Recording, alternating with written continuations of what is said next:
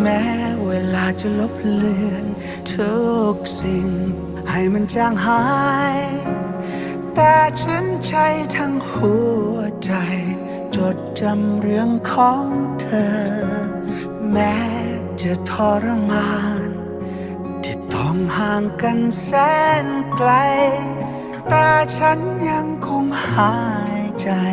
เพื่อรอวันพบเจอกี่คมขาที่กันเรากี่ทิวเขาที่ขวางทางหรือแม้รอยพันขวากน้ำใจจะข้ามไป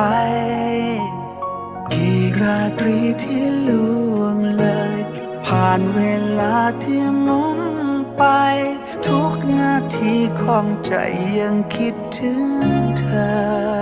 ฉันยังรักเอ่ยแม้นานๆไม่เคยจาง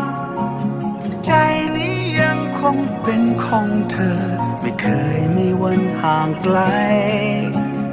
รักเอ่ยเมื่อรักแท้